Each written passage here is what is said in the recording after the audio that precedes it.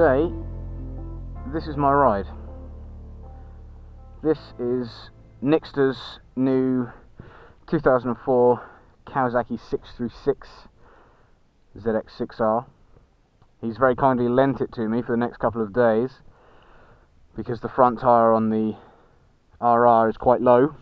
So he's going to take it into the shop for me Monday morning while I'm at work, and he's let me borrow this to get to and from in the time being. So I figured you guys would like to see it because he's too lazy to make a video himself. The 2004 ZX6R in standard trim is 125 horsepower. It makes 49 foot-pounds of torque, and dry weight is 161 kilos.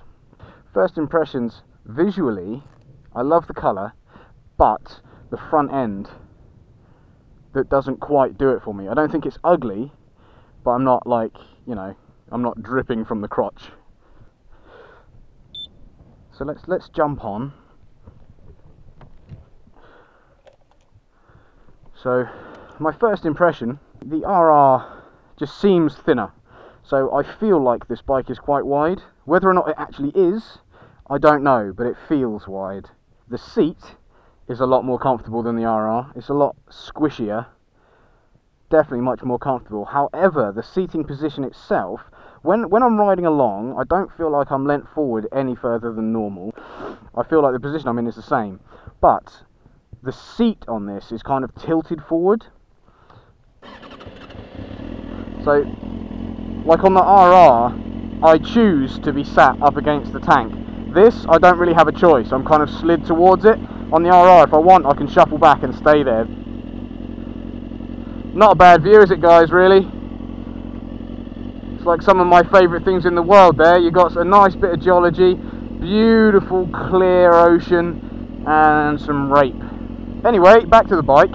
So it's got a Brembo master cylinder lever combo. I don't know if you can see that right now. I have to tilt my head right the way down, which is sharp as you want. I mean, that is the brake fully on. So from there to relax to right there is fully on. Bang! The engine itself is very, very smooth. Pulls away nice and smoothly. There's no jerking, no juddering, no shit. It's very nice.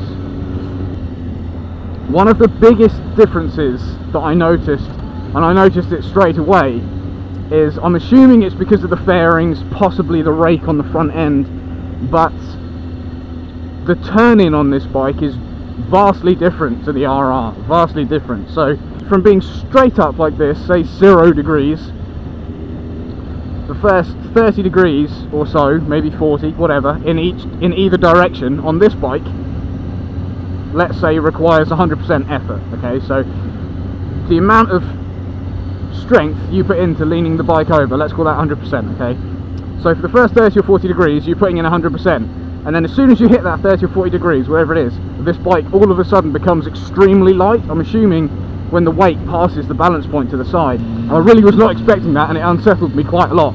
Because as I was starting to lean into the turn, I was like heaving it over, and then all of a sudden, it took almost no effort to get that front end down. At first, I found that very, very odd. I didn't like it, actually. I thought it was a bit weird. I was like, not a fan. But now that I'm used to it, it's fine, doesn't faze me at all. The suspension is very hard on this bike, it's very firm. But I did a bit of research on these bikes, and it does appear that even the standard shock is very stiff on these, and a lot of people loosen them up by about 12 kilos. Ah, bloody horses. Such a UK thing, horses. I'm not going to mention the girls. My last video got a few dislikes. I'm gutted by that, I really am. Absolutely gutted. I mean, please tell me what it was that offended you. Was it the rape jokes? Was it the perving at girls? Was it the swearing? Or was it the masturbation talk? All of the above, maybe? Are you a little bit offended by some of that? Ah, well. You feel alright today though, don't you? Yeah. The pegs are closer to the seat on this bike than they are on the RR. Right now my legs are bent, not uncomfortably, but there's definitely a tighter angle in my legs. I think after riding for hours, for a long period of time, I think I'd start to feel that, either in my ankles or my knees. I wonder if the bars on this are lower or further forward. My right wrist is actually, it's not quite hurting, but it's starting to feel a little bit uncomfortable, which is weird. You know, I can ride the RR for hours without a problem. Maybe that's just because I'm used to it. That's not a small dog. How's it going, buddy? What's up? You gonna bark at me, mate? Do you hate me? Do you want to tear my face off? You do, don't you? Do I look like someone you want to kill? Yeah, dogs love me, man.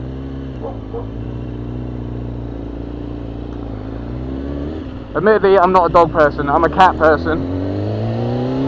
And that dude knows it.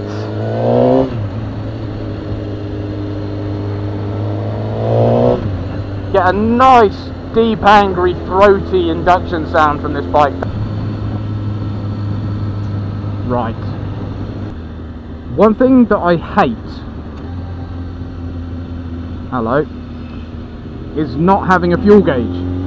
It has a fuel light, obviously, a reserve light like they all do, but I hate not knowing exactly how much I have. Maybe that's me just being a bit weird and a bit OCD, but I just feel like I'm going to get caught out somewhere. I hate not knowing. Oh my word, this is a bumpy road. And on this bike it feels like someone's kicking me in the nuts. Over and over and over again. Stand up for that one. God, now I've fucking wedgied myself. That's just fantastic. That's marvellous.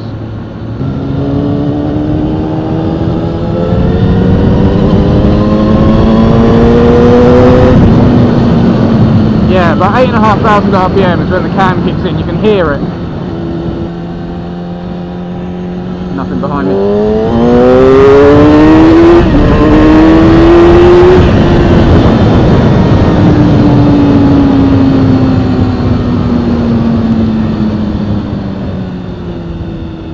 This thing pulls like a schoolboy when he's home alone. Nice smooth power delivery. I wouldn't necessarily say it's linear though, because you can really feel it start to pick up around 8k. So I wouldn't say the power delivery is linear, but it is smooth. Oh my word. And there's the Honda garage. I need to pop in there and see if they've got a blade that I can take out for a test ride. Hey! Fuck are you doing? Jesus Christ, man! That's got my heart pumping. Oh, hey Nick, how's it going, man? Hey, you know what? Thanks for letting me borrow your bike and everything. Yeah, oh yeah. No, it was great. It really was. No, it's very nice. Oh yeah, I know. Yeah, it's so clean. Yeah, not a mark on it. Yeah. Hey, so it's kind of broken now. Might have had a bit of a crash on it. So if I could have my bike back now, that'd be great. Thanks.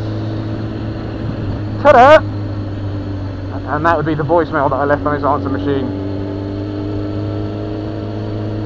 Actually, it wouldn't. It'd probably be like, oh my god, I've been locked off my motorcycle.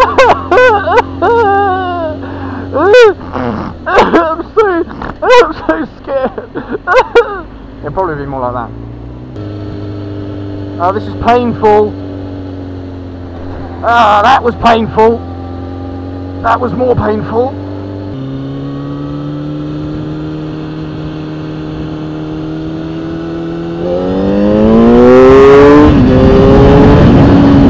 There's a fucking moth in my helmet.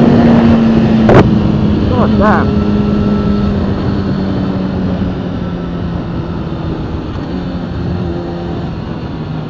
Oh, this corner's lovely. Yes, get that leg down. Oh, too far down.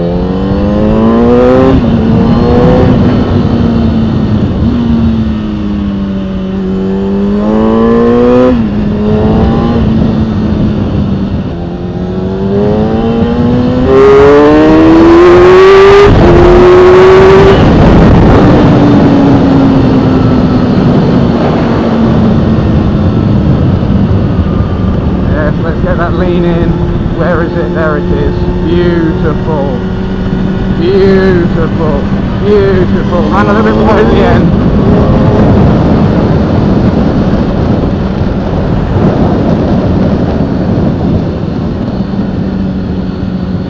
And this dude's booking it. How fast is he going?